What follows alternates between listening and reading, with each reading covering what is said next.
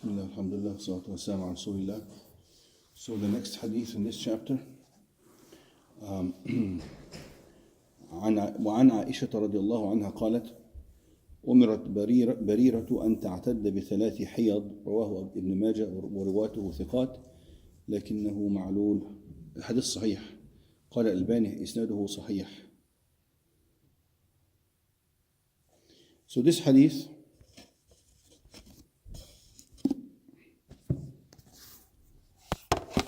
is narrated by Aisha. She says,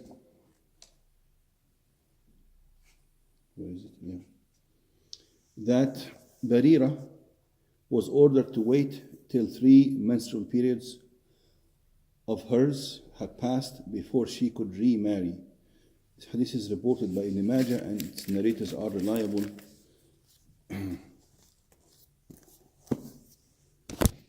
Now, Barira, does anybody know anything about Barira? This lady?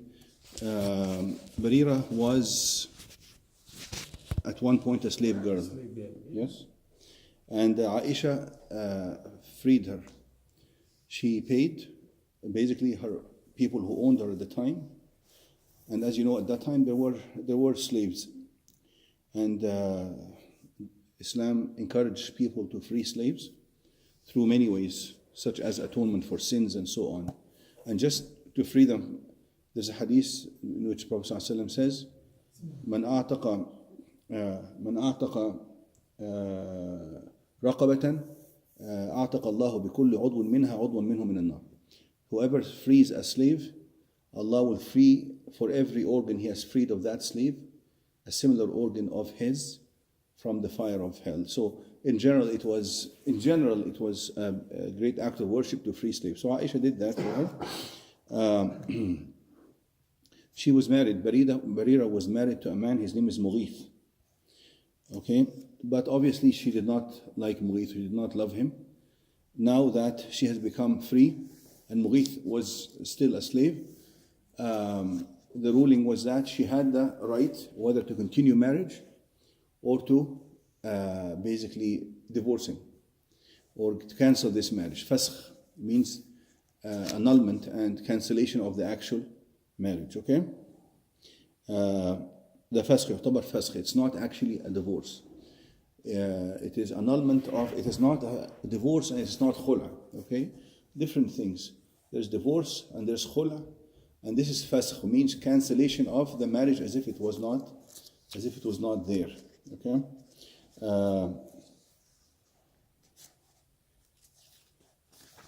Now, Prophet ﷺ advised Barira. He told her, stay with your husband.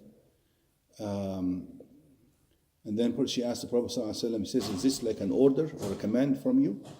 Or is something that you're advising me? He says, no, it's just an advice from me. She says, La hajata li bih.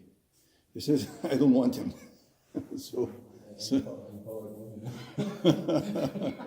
and not only that, so he loved her so much that when she walked in the streets, he was walking behind her and begging her, please don't leave and so on.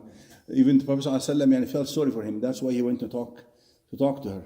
And he said to Sahaba, ألا تعجبون من حب مغيث لبريرة وبغض بريرة لمغيث.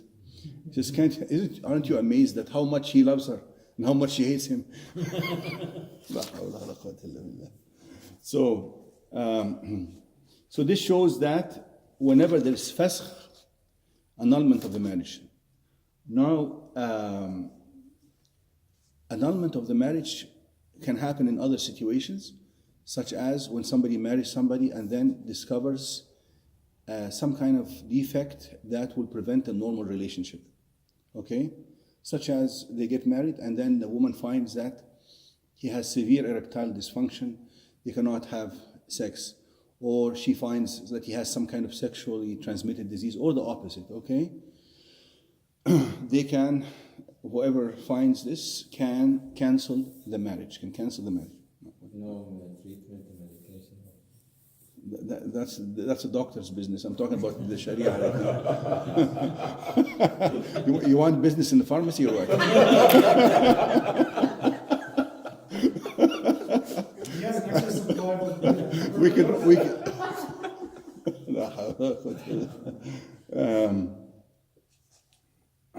Now, this is important to know this because some scholars said that if it's fasq, the iddah is one menstrual, waiting for one menstrual cycle. But obviously the hadith has here three menstrual cycles. قال ابن القيم says here وأما النظر فإن المختلعة لم تبقى لزوجها عليها عدة. This is like the khula as well because there's no returning. وكونها تعتد بحيضه ومقتضى قواعد الشريعة. Now in khula we talked about this. How many? She waits for one cycle. فإن العدة إنما جعلت ثلاث حيض ليطول زمن الرجعة. The 3 cycles are whenever there's a chance for coming back and reversing the divorce. Okay, but in khula it is permanent and it is one menstrual cycle. So some scholars said here it is 1 in fasq, but the stronger opinion is according to this hadith it is 3.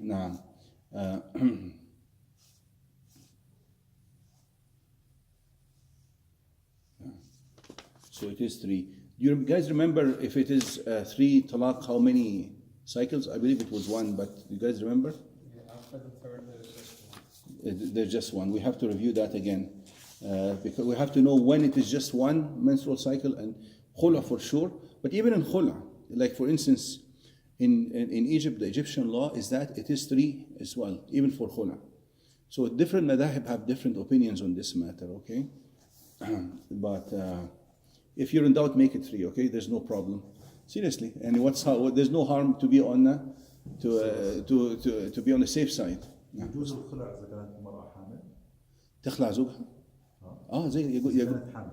هي حامل وتخلع زوجها. He's asking, can the woman basically go for khula, which is divorcing the husband, like divorcing the husband, while she is pregnant? Absolutely. Because it's just like the talaq. Talaq happens either during the haml, during pregnancy, or happens in a tohr, a period between menstrual cycles, a clean period of purity between the menstrual periods, as long as he has not had a sexual relationship with her. These are the 2 times where the talaq becomes or is okay to do according to the sunnah. Okay? Yeah, could you explain this pasuk? Where does it apply? How does it apply? Well, it applies just like this. I don't understand what's the difference between the talaq and pasuk. I don't understand. Because if she initiates, it's khala. No? If she initiates, it's khala.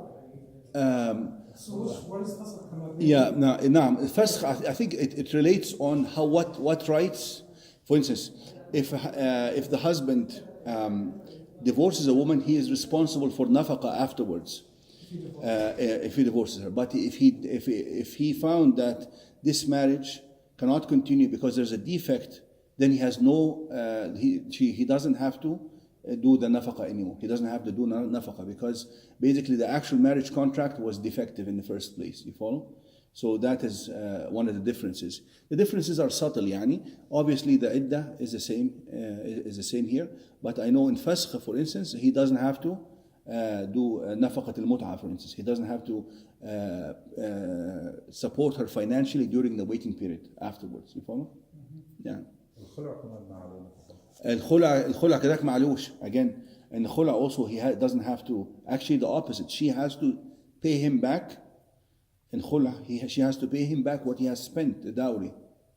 Is it like fasq? There is something wrong in the contract, but khula, there's nothing wrong in it. Exactly. Yeah, in khula, she just decided to divorce her husband, although yani, there might not be anything wrong with him. Just like the hadith of Thabit ibn Qais.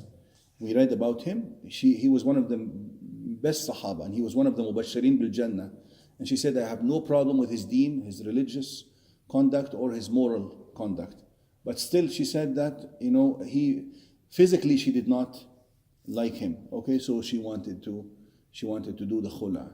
But eventually, the consequences are the same. She has to wait here. In fasq, she has to wait 3. In khula, some scholars said 1, and that is a stronger opinion. Some scholars said 3 cycles, and so on. Okay. So hypothetically, if a couple married and they can't have kids together, Yes. There's a fertility problem. Yes, that is. Instead of what you were going to separate. Yes. Is that a talaq or is it a No, divorce? they can decide between them. They can, whatever arrangement they decide to go through, they're not obligated. He might say, okay, unfortunately this has happened. I will just divorce you, a normal divorce, and I will pay. I will support you financially during the waiting period.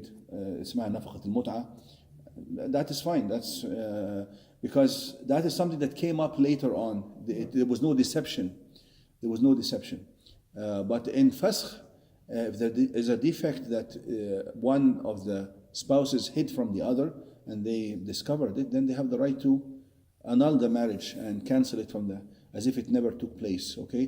So basically the rights of divorce are not there anymore. He doesn't have to do the nafaqah. He doesn't have to support her financially afterwards now. How about she has a lot of makeup on? Makeup.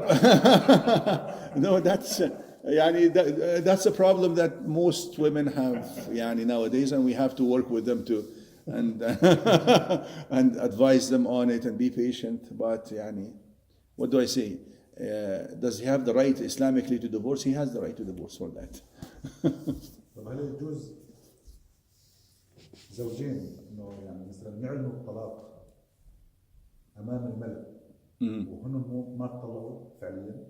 No, that's haram طبعا. That's lie. That's a lie. He says, can a couple announce that they are divorced while they are not really divorced? That's a big lie, of course, and that affects. No, it's huge mischief because it also affects their reputation. When people see them together afterwards, what is this? What if they have a child afterwards? But that happened here because someone want to claim as a single mother. No, that's haram. That is forbidden.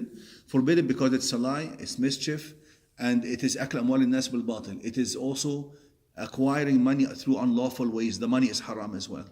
بعض العائلات عملتها هون. No, that's totally أولا. They do it all the time. الزواج هو الإشهار صح؟ ها؟ شرط من شروط الزواج الإشهار ولا لا؟ الإشهار. أيوة طبعا.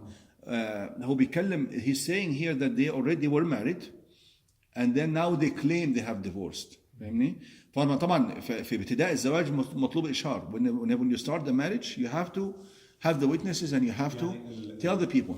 السؤال المقصود انه في عائلات اجت مثلا من خارج كندا عربيه مسلمه اجت من خارج كندا متزوجين هن عائله وفي اولاد بسبب اللي بتقدمه الحكومه هون. They want more financial support. I knew about people who do things like this. Totally forbidden. Totally forbidden. او بعد منها في ناس انكشفت انه عند الحكومه انه هذول طلقوا بس عنكم.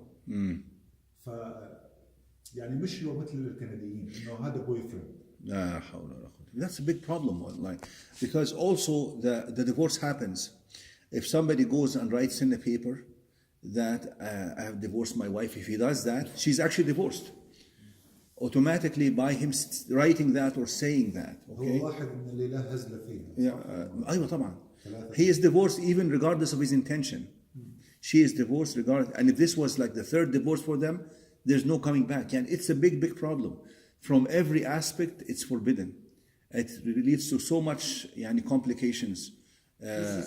It is forbidden, and the money they acquire through the financial support they get is also unlawful money. It is forbidden. Huge problem. There are a lot of them that are doing just for financial. This money you live in Canada, they do it.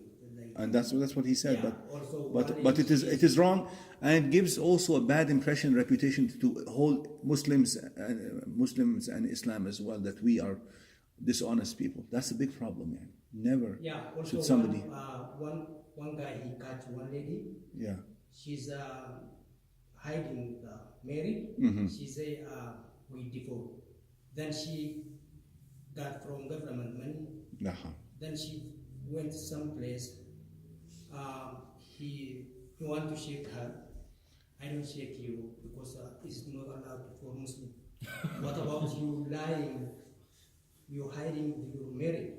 Yes, no. That's this is total hypocrisy, dishonesty. We'll stop here.